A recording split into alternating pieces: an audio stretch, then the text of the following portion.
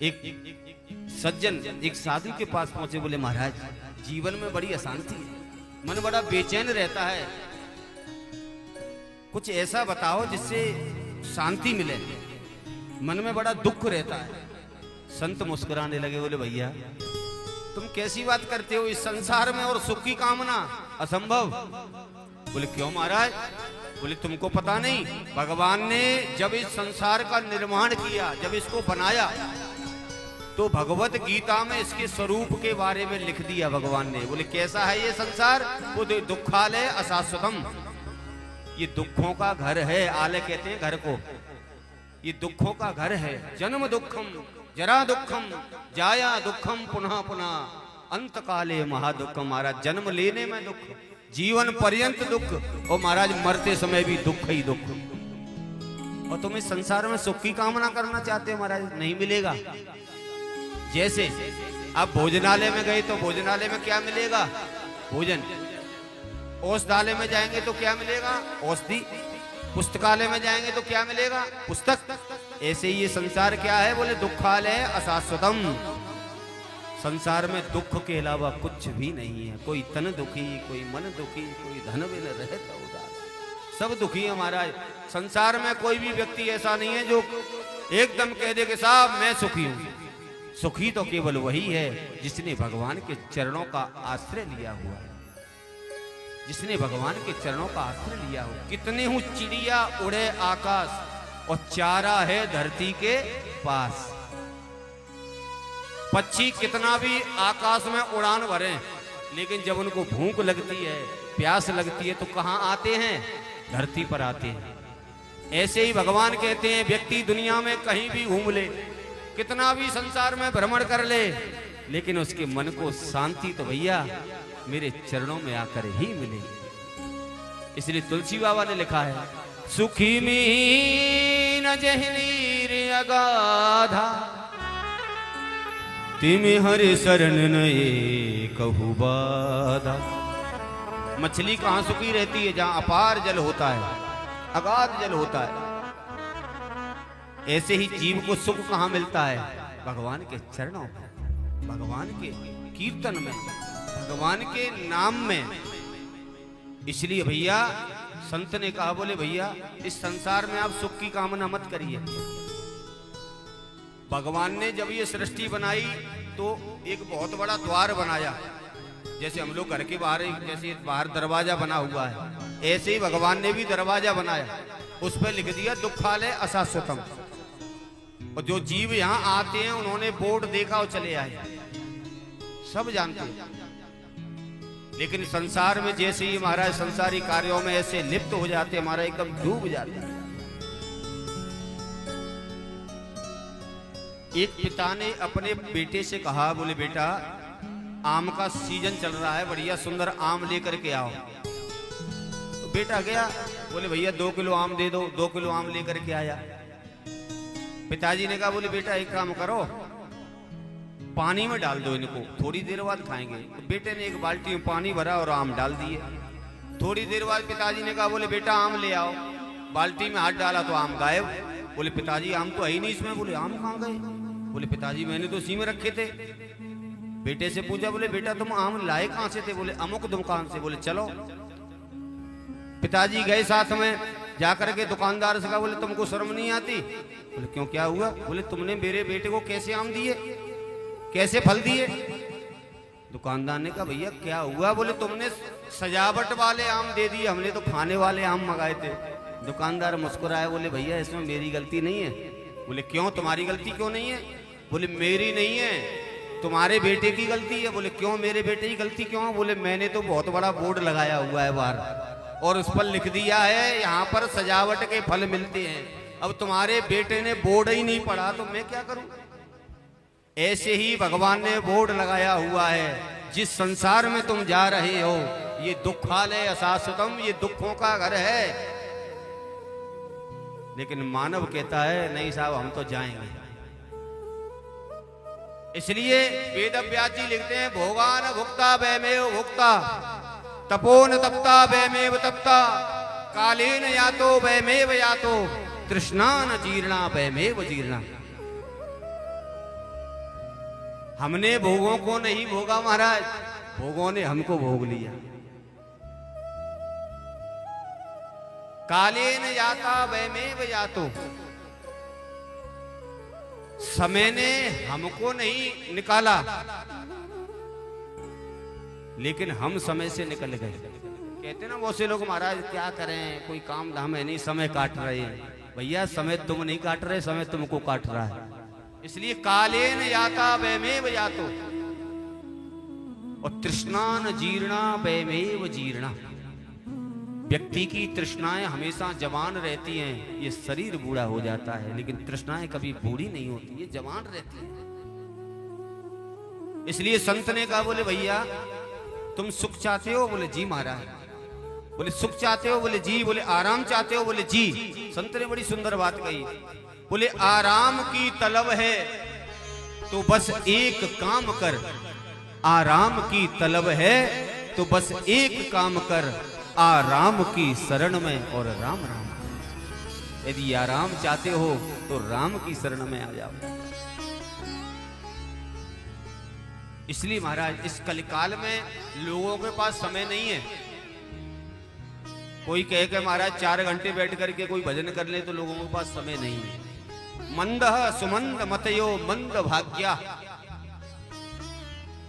इस कलयुग में लोगों का मंद बुद्धि हो गई, भाग्य भी मंद हो गया और लोगों के पास समय भी नहीं है। इसलिए भगवान कहते हैं ज्यादा कुछ मत करिए, केवल प्रतिदिन एक घड़ी आधी घड़ी आधी में पुण्याद, तुलसी संगत साधु की हरे कोटि अपराध। ज्यादा नहीं, केवल 6 मिनट बैठ करके। एक घड़ी कितने मिनट की होती है किसी को पता है? प्रेम से बोलो राधे राधे। राधे राधे तो बोलते रहा करो बीच बीच में। क्यों राधे राधे क्यों बोले? बोली निद्रा देवी व्यवधान ना करे। हाँ, क्यों कथा में बैठते ही नींद आना शुरू हो जाता है, लोगों की झपकी शुरू हो जाती है। इसलिए जब भी राधे राधे बुलवाएं तुरंत बोलो, निद्रा देवी व्यवधान ना करे और ये मनीराम कहीं भागे नहीं। इसलिए राधे राधे बुलवाया जाता है बीच बीच में, क्योंकि ये मन बहुत भागता है। प्रेम से बोलो राधे राधे। हाँ, मन बहुत जल्दी भागता है। एक जगह एक कवि ने कविता सुनाई, मंच पे बुलाया, बोले महाराज कविता सुनाओ। तो कवि गए कविता सुनाने और माइक जैसे ही हाथ में आया, बोले शुरू करें? बोले करो शुरू। कवि ने अपनी कविता शुरू करी। बोले मेरा मन कभी दिल्ली कभी लंदन, मेरा मन कभी दिल्ली कभी लंदन, मेरा मन कभी दिल्ली कभी लंदन, मेरा मन कभी दिल्ली कभी लंदन। अब बहुत देर हो गई, लोग जैसे ही कभी इतनी बात बोले, लोग तालियां बजाना शुरू कर। बोले वाह वाह वाह वाह। अब कम से कम 10 मिनट हो गई एक ही लाने बोलते हुए। तो लोगों ने कहा महाराज, बोले इससे आगे भी कुछ है कि यही चलता रहेगा? बोले सुनो, कविता पे ध्यान मत दो। बोले तो महाराज? बोले इसकी गति देखो, गति, शब्दों को छोड़ो, इसकी गति देखो। मेरा मन कभी कभी दिल्ली कभी लंदन है, दिल्ली और दिल्ली से सेकंडों में लंदन पहुंच गया, कभी ऑस्ट्रेलिया पहुंच गया। इसकी गति देखो, कविता को मन देखो। इसलिए महाराज मन की गति बड़ी तेज है, बड़ी तीव्र है, ये बहुत जल्दी भागता है। पता लगा माता जी की चाबी घर में रह गई तिजोरी की, तो बार बार दृष्टि घर में जा रही है, कहीं बहू खोल ना ले। हाँ, तो कोई बात नहीं, चाबी रह गई हो, जिसकी रह भी गई होगी तो उसका धन सुरक्षित होगा। बिल्कुल निश्चिंत रहिए, सबका मिलेगा। प्रेम से बोलो राधे राधे। इसलिए बीच बीच में राधे राधे बोलते रहो, राधे राधे। इसलिए कीर्तन करना चाहिए। कीर्तन की बहुत बड़ी। एक घड़ी कितने मिनट की होती है?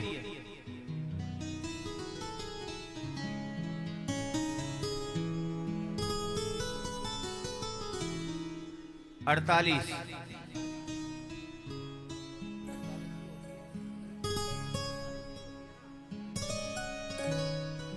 48 मिनट की होती है। तुलसी बाबा कह रहे हैं 1 घड़ी आधी घड़ी, 48 की आधा कितना हो गया? 24। और आधी में पुण्य आध, 24 के आधे 12। भगवान कहते हैं भैया ज्यादा समय नहीं है तो 12 मिनट ही मुझे दे दो। 12 मिनट बैठ करके प्रतिदिन कीर्तन करना चाहिए, प्रतिदिन करना चाहिए। और विगत 5 वर्षों से है आयोजन यहाँ पर चल रहा है।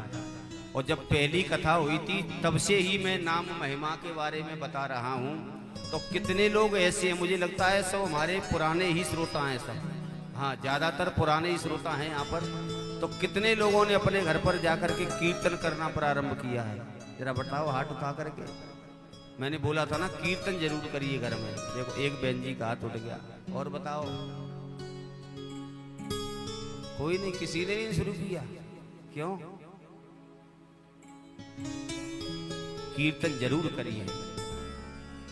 मैंने बताया था ना, आप ग्रंथ नहीं पढ़ पा रहे हैं, नहीं सुन पा रहे हैं, आपके पास ज्यादा समय नहीं है, तो अपने घर में नित्य प्रति 5 मिनट, 10 मिनट, 2 मिनट बैठ करके कीर्तन अवश्य करिए। क्योंकि कीर्तन में कोई बंधन नहीं है, कोई नियम नहीं है। गाना आए या ना आए, लेकिन गाना चाहिए।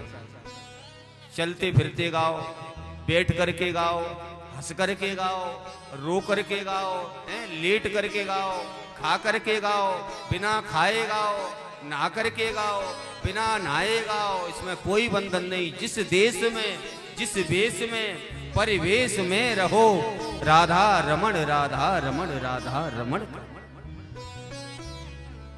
इसलिए महाराज कीर्तन की बहुत बड़ी महिमा हमारे शास्त्रों में। श्रीमद् भागवत का जब विश्राम होता है तो 12 स्कंद के 13वें अध्याय के अंतिम श्लोक में व्यास जी ने लिख दिया, नाम संकीर्तनम यस्य सर्व पाप प्रणाशनम प्रणामो दुख समनस तम नमामि हरिम परम। भगवान का नाम संकीर्तन करने मात्र से हमारे जन्म जन्मांतर के पापों का विनाश हो जाता है। एक तो होता है नाश और एक होता है विनाश। आपने जो घास देखी है, घास को आप काटोगे तो फिर दोबारा वो आएगी, अगर जड़ से उखाड़ दोगे तो फिर नहीं उगेगी। ऐसे ही भगवान क्या करते हैं, बोले जो भगवान के नाम का कीर्तन करते हैं, उनका गायन करते हैं, गुणानुवाद महाराज गाते हैं, एक जन्म नहीं कोटि जन्म कृतम पापम विनश्यते, करोड़ों जन्म के पापों का विनाश हो जाता है। ऐसी महिमा भगवान के नाम की है। और महाराज आप तो देख ही रहे हैं इस कलयुग में कितने भक्त ऐसे हुए। तुलसी, नरसी, मीरा का इतिहास सुनाऊं गली गली, ले लो रे कोई राम का प्याला, शोर मचाऊं गली गली। सबने भगवान के नाम की महिमा को गाया। और